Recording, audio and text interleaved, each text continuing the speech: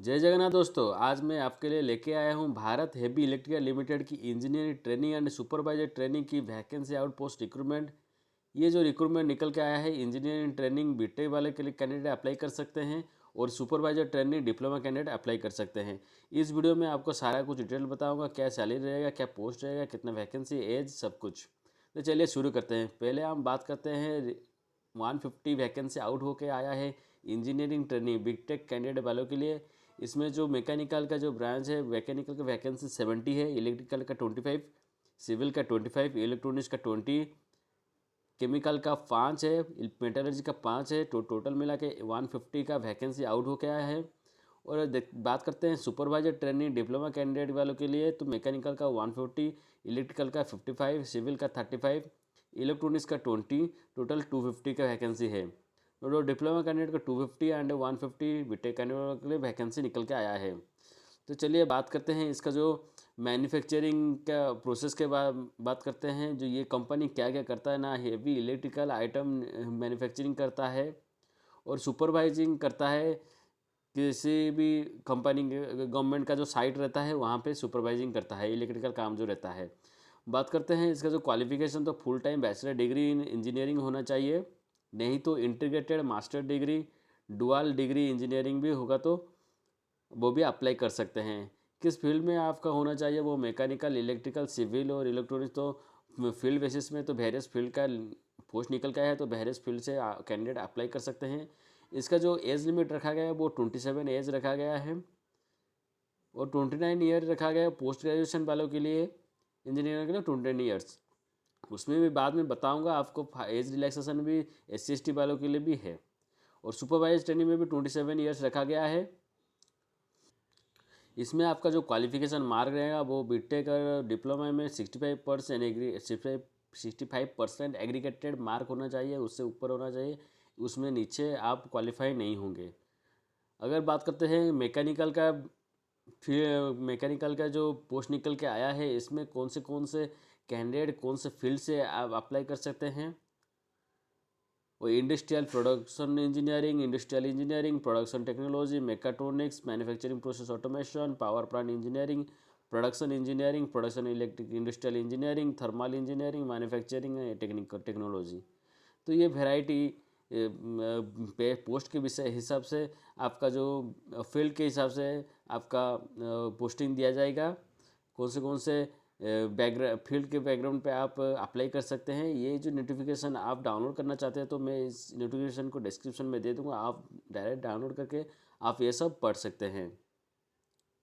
अब बात करते हैं इसका जो रिजर्वेशन है, रिलैक्सेशन की बात करते हैं। तो एज रिलैक्सेशन में SC ST का 5 ईयर की एज रिलैक्सेशन है और OBC का 3 ईयर की एज रिलैक्सेशन है। और PWD कैंडिडेट जैसे जनरल वालों की PWD कैंडिडेट 10 ईयर की है, OBC 13 ईयर की है और SC ST जो PWD कैंडिडेट 15 ईयर की एज रिलैक्सेशन रखा गया है।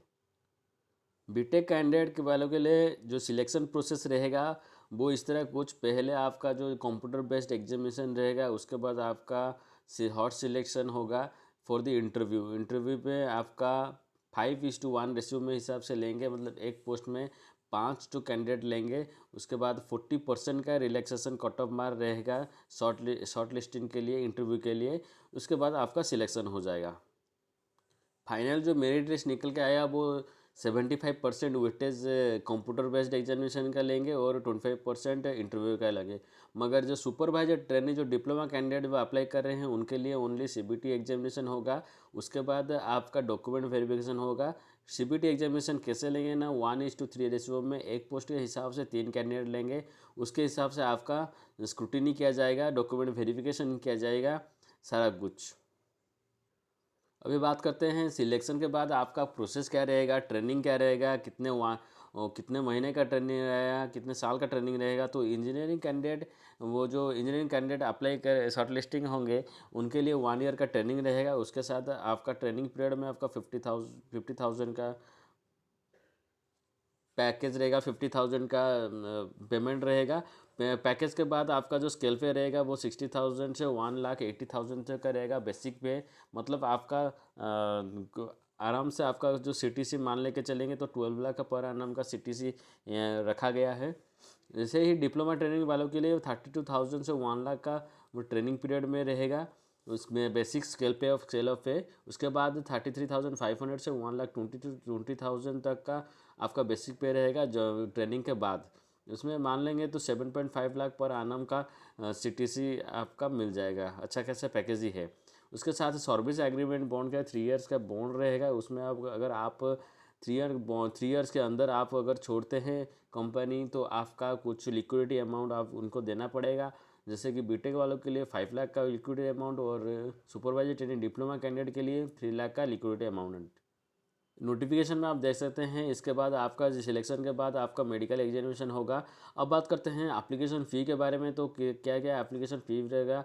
तो general EWS and OBC candidate के लिए 600 का एग्जामिनेशन फ़ी रहता है। उसके साथ प्रोसेसिंग फ़ी 400 प्लस GST तो 1072 का टोटल एप्लीकेशन फ़ी रहेगा जो कि नॉन रिफंडेबल है। And SC ST PWD and ex serviceman की उनके लिए एग्जामिनेशन फ़ी नहीं रहता है, उसको उनके लिए फ्री रहता है। उसके बाद उनके लिए सिर्फ प्रोसेसिंग फ़ी एंड GST लगेगा। 400 प्लस GST 472 का एप्लीकेशन फ़ी रहेगा।